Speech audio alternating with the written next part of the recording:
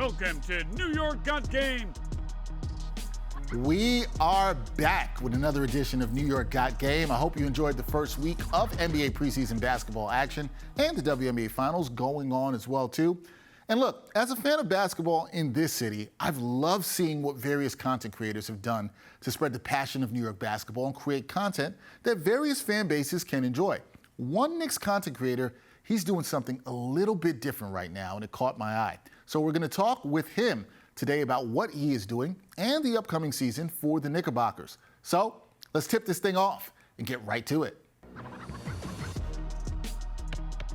Okay, joining me in studio for the first time is a guy who's a fellow Brooklynite, repping Flatbush to the fullest. He is the founder and host of the Knick Of Time Show, my guy, Jay Ellis. Jay, what's up, man? What's going on, Dex, man? I'm good, man. Glad to have you here on the show. How's it been? It's been good, man. It's been good? It's been real good. Yeah. Well, you know, look, I've always loved what you do and what you guys have done with Knick Of Time Show, and I always wanted other content creators to come up here, so salute to you for what you've been doing. And look, I know you've been doing this for a long time, right? Yeah. And what you do in terms of the content creation. Can you tell the people about the origins of the Knick Of Time Show and what's it been like for you doing it and connecting with the Knicks fan base?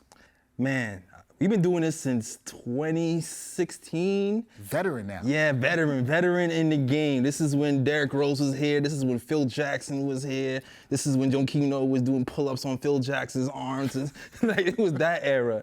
And it all really started because, you know, I was, of course, big Knicks fan. And I was into podcasts. I was actually listening to Anthony MSG's show back in 2016. And all of a sudden, he went ghost. And I was looking for another podcast to listen to, and I couldn't really find one that I liked. And I figured, you know, why I start one and make one myself. And also, you know what? There wasn't any podcast that had any melanated people in it as well. So, you know, I have my boy in Brooklyn who's a rapper, a musician. He has a studio in the garage. So I hit him up, and he's a Knicks fan as well. I was like, hey, man, why don't we start out this podcast? He's like, I'm down.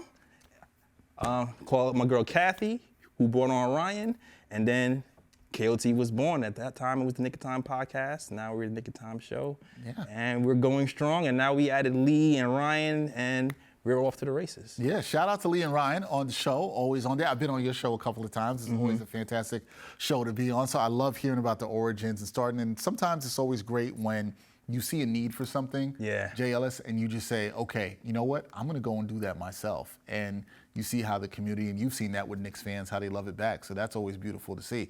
But with you guys doing that, now you're not just doing the show. You guys have also been doing something a little bit different, and I really like this. I'm excited to talk to you about it. You have a new Knicks Trivia game show. It's called Knick Tac-Toe. Good name there. I like that. And I want to shout out Jasmine and Jennifer of Knicks OmniFan, who they do great work. Salute to them. They're hosting the show. They're doing an amazing job. And I've got so many questions about this trivia show, but one, I guess, is what was your motivation to start it? How do you find the contestants for the show? Because they're all fans. I've seen that. And then what's the feedback been like thus far for the show? Well, I always kind of wanted to do something different. There's a lot of Knicks content out there, so I wanted to vary the content. So I'm always kind of looking out for ideas and ways to collaborate with different people. And this one kind of stuck. I saw the girls and Knicks OmniFan back in the day. They were putting on Knicks. They were putting together Knicks events. Yeah, they used to do events. Yeah, right? they did Knicks events, and they had trivia at these events. So I thought to myself, wouldn't it be cool if we had a game show? I am an artist. I do graphic design. I do motion graphics. I can make things look nice. They can provide the questions. We can come together, team up, and we can create a game show and take the Knick content world by storm. And so far, the feedback has been pretty good. People love playing it. When they play it, they want to play it again. And I'm thinking that it's going to pick up momentum once people get more aware of it. And yeah, we really just kind of taking advantage of our community too, because we've built a community over the years. We reach out to people. We tell them to email us at thenickoftimepodcast@gmail.com or hit us up on Twitter at the KOT Show, and that's how to get on the show. And that's how we're going to continue to build this this game, Knick Tac-Toe. Yeah, so for people wondering, it's literally just like tic-tac-toe, but they answer questions about Knicks Trivia, and the person gets to put their placement. You have the whole strategy of tic-tac-toe, trying to block each other out and get 3 in a row, and that's how you win. So I've liked it, man. It seems like Knicks fans are very passionate about the Knicks, and then also seeing them passionate about this game shows good. It's good new content for the Knicks fans, so I like that there too. The Knicks are heating up. All right, Jay Ellis, here's what we got to do. We got to talk some Knicks basketball. That's also part of the reason we're here. I got to ask you about the offseason. Okay. What were the vibes for you like this offseason? Because not that many changes to the roster. Some small changes, right? Obi Toppin gone, Dante DiVincenzo in, that's it. Did you like what the front office did this summer? Like, if I had to grade it, Dex, I would give it a C, only because the Obi Toppin thing bothered me, man. This guy is a top 10 talent, and we ended up trading him for 2 low-level second-round picks and like a quarter water, and it did not sit well with my soul. I did not like it. And also, like, as a Knicks fan, I'm looking to add some length, and I thought we were gonna go after, a guy who was 6'7", who can be a defensive guy and shoot threes. Actually, I wanted to go after Taurean Prince, who went to the Lakers for cheap. And we didn't really address that situation as well. But we did get Dante DiVincenzo, who I actually like. He's not what I wanted or expected, but I actually like his fit with the Knicks. And I think the continuity is going to help us kind of stay afloat. So all in all, I think we're going to be fine. We're going to be in the playoffs. But as far as an offseason, we didn't get a big star. We didn't address the biggest needs, I thought. So I give it a C. Yeah, it's not an A. It's not out the park. I didn't hit it it's out not the park. failing. It's like 75. Yes. 75. Yeah. C wasn't acceptable for your parents in school. That was not acceptable at all. That was not an acceptable grade. No. whatsoever. But let me ask you this. I'm going to follow up on that real quick because you made me think about something that a friend of the show, my man Greg Underwood, has said. He has been very concerned about the lack of size on the bench and replacing Obi Toppin. Do you think that's something that is going to be an issue this season? Is that something, or do you feel like they need to address that backup 4 position? Is that something you think must be done?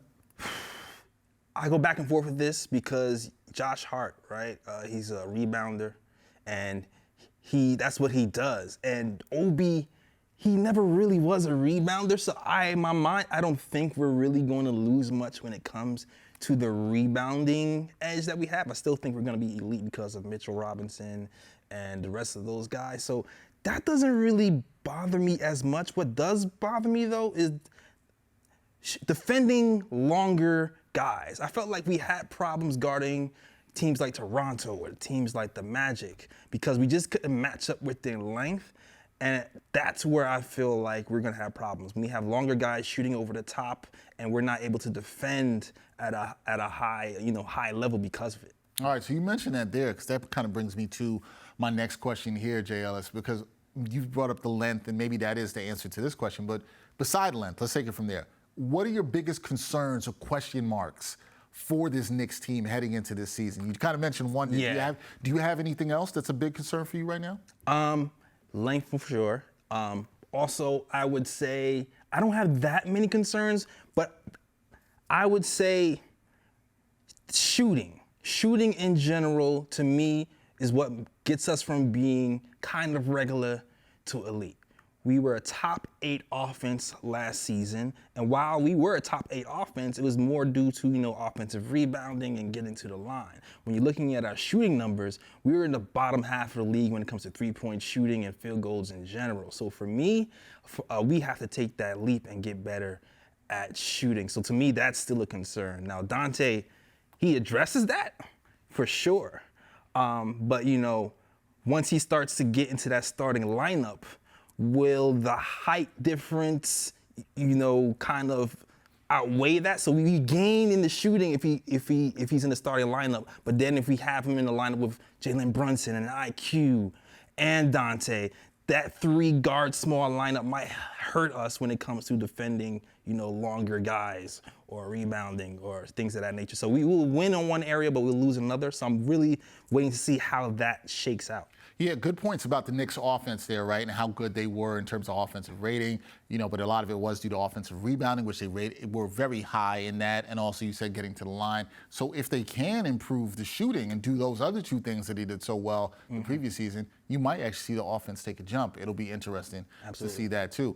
I got to ask you about this because this is the question that I feel everybody, when you talk about the Knicks, or I'm asking, whether it's other reporters, other content creators, I'm always asking them, okay, if you got to choose one Knicks player, right, that you're going to watch closely this season, just to see how they do on the court, right? You want to see what this guy does on the court. Who's that player that you've got your eye on this season? Man, I went back and forth with this. But I landed on R.J. Barrett. I landed on R.J. Barrett because of what I saw from him last season and what I saw from him in the playoffs and in FIBA. Last season, I felt like, the Knicks, like I said, we were bottom tier in three-point shooting and field goal percentage. And when you look at that starting lineup, who was the guy who was below average in both of those areas? R.J. Barrett. So to me, when I'm looking at where we can make the biggest jump and how it can affect the team, if I feel like R.J. Barrett can raise his ceiling in both of those areas, we'll be fine. And he didn't start out well during the season, but when it came to the playoffs, we saw something. He took a leap. And then when we went to FIBA, he shot 45% from the field in FIBA and 37% from three. So if we could bring those numbers to the regular season and to the playoffs, and we combine that with Julius Randle being all NBA and Brunson doing his thing, being all NBA, dropping 24 to 27 a game, Knicks are golden, man. Knicks are golden. Okay, you said the Knicks are golden, which brings me to my last question. This is the last question was the setup to the money question. What are your expectations / prediction for the Knicks in the 2023-2024 season? How do you think this Knicks team is going to do? I feel like the continuity is going to help us out, and we'll be around the same place we were last year. I think we're going to be around a 47-48 win team going to the season with Jalen Brunson leading the charge, Julius Randle being an all-NBA guy, and Mitch Robinson pulling down the boards and being a menace at center. Now, here's the thing. We have a plethora of young guys on this team. If Grimes takes a leap, if RJ takes a leap, if IQ takes a leap, if any of those young guys take a leap, then I can see that number rising from around 47 to 48 to around 50, 51, and now we're really talking. But it's up to the young guys to develop for us to take that leap. All right, there you go. You got it. 47-48. Think he could get up to 50. Knicks fans will like that. Continuity is good. We'll see how they do in the playoffs. Another year of that happening could be a good thing. That is my guy, Jay Ellis, the host of the Knick of Time Show. Go check that out. Also, check out the game show, trivia show that they're doing, Knick Tac-Toe. Definitely a good one. Jay. Yeah, man. Man, it was good to have you here. We got to do this again.